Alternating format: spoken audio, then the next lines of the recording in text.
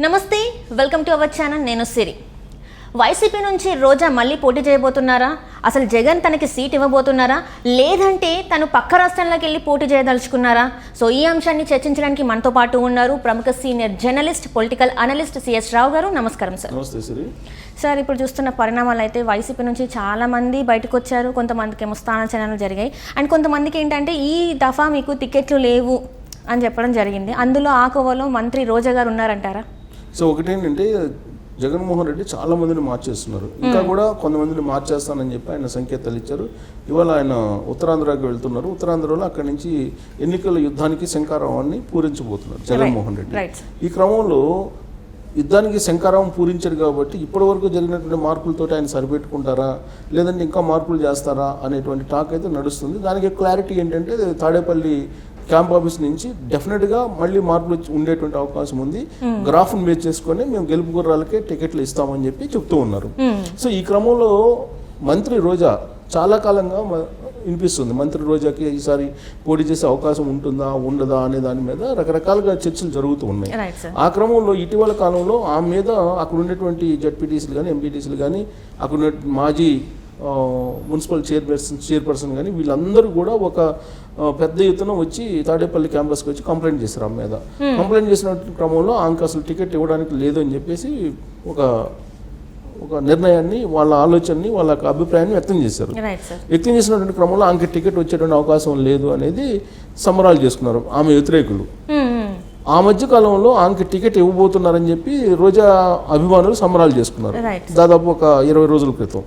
అయితే last week జరిగినటువంటి పరిణామాలు చూసుకుంటే కనుక రోజాకి ఎట్టి పరిస్థితుల్లో టికెట్ వచ్చేటువంటి అవకాశం లేదు. అందుకని చెప్పి ఆమె స్టాలిన్ని ఆశ్రయించింది, తమిళనాడు ముఖ్యమంత్రి. ఎందుకంటే తమిళనాడు ముఖ్యమంత్రి తోటి రోజా భర్త సెల్వమణి, ఆయన డైరెక్టరు, ఆయన ప్రముఖ డైరెక్టరు, ఆయనకంటూ తమిళనాడులో మంచి నేమ్ ఉంది, ప్లస్ స్టాలిన్ తోటి కూడా సంబంధాలు ఉన్నాయి అని చెప్పేసి అన్నారు. అక్కడి నుంచి ఆపరేషన్ చేస్తుంది, అక్కడి నుంచి రికమెండ్ చేయించుకోవడానికి అనేది. దానికి బలం చేకూరేలా ఇటీవల కాలంలో స్టాలిన్ని సెలవుని కూడా కలవడం జరిగింది.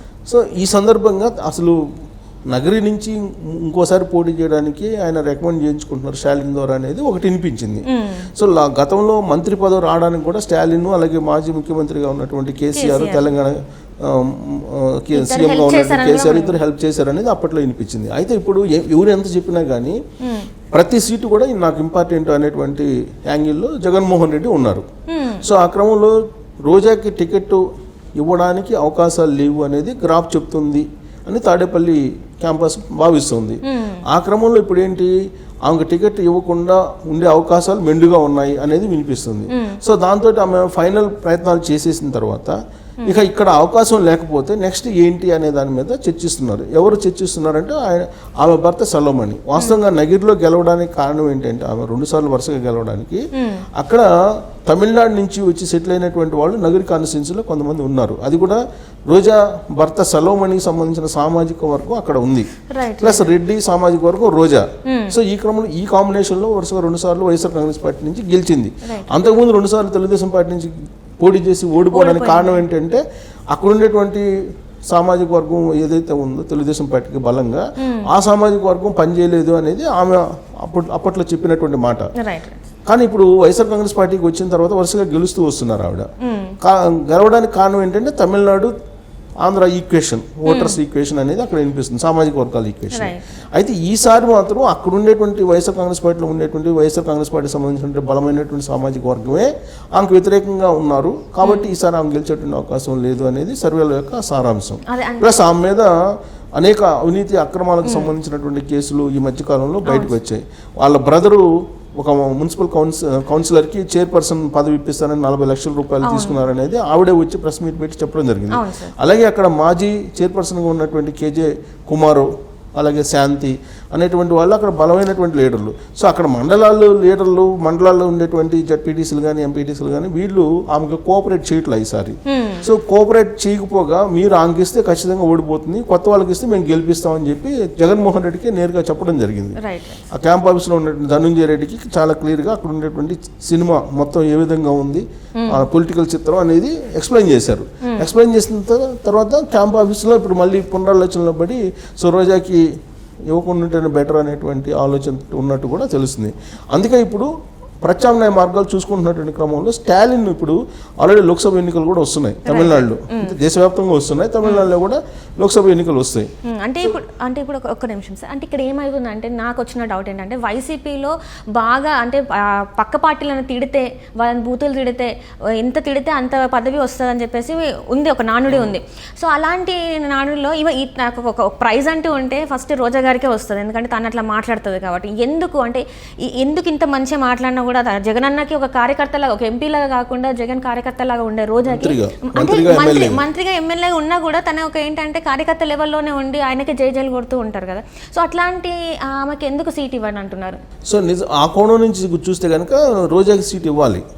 ఎందుకంటే కొడాలి నాని, రోజా, అంబటి రాంబాబు, గుడివాడ అమర్నాథ్, పేర్ని నాని వీళ్ళంతా ఒక బ్యాచ్, ఫైర్ బ్రాండ్స్ అని అంటుంటారు. ఆ ఫైర్ బ్రాండ్స్లో సూపర్ ఫైర్ బ్రాండ్గా రోజాని మనం తీసుకోవచ్చు.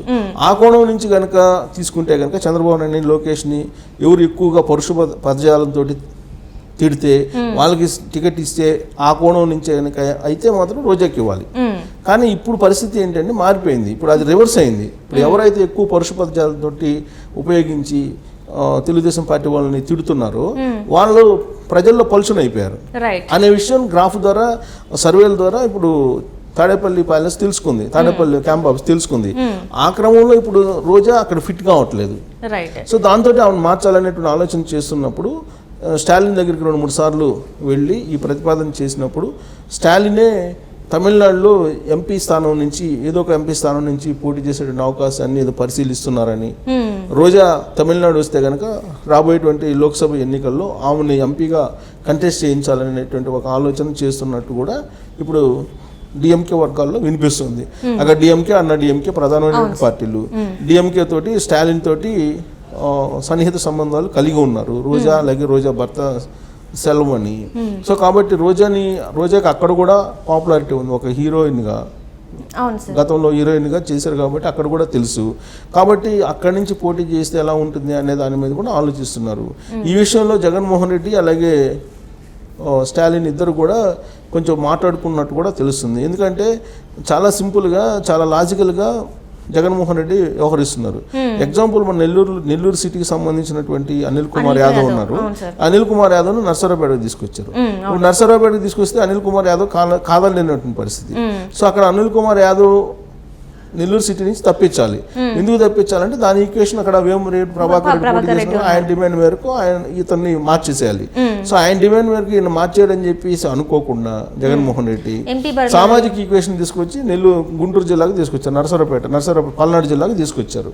పల్నాడు జిల్లాలో అతన్ని ప్రవేశపెట్టారు. అలాగే రోజాని కూడా, రోజా అక్కడ ఫిట్ కాదు, నేరుగా తీసేయలేరు రోజాని తీసేస్తే మళ్ళీ రోజాని తీసేశారు అనేటువంటి ఒక ప్రచారం జరుగుతుంది. కాబట్టి అక్కడ మధ్య మార్గంగా తమిళనాడు నుంచి ఎంపీగా పోటీ చేస్తే ఎలా ఉంటుంది అనే దాని మీద అటు స్టాలిన్ అలాగే జగన్మోహన్ రెడ్డి ఇద్దరు కూడా మాట్లాడుకుంటున్నారు. ఆ అంశాన్ని కూడా పరిశీలిస్తూ ఆ అభిప్రాయాన్ని కూడా వాళ్ళు షేర్ చేసుకున్నట్టు కూడా తెలుస్తుంది.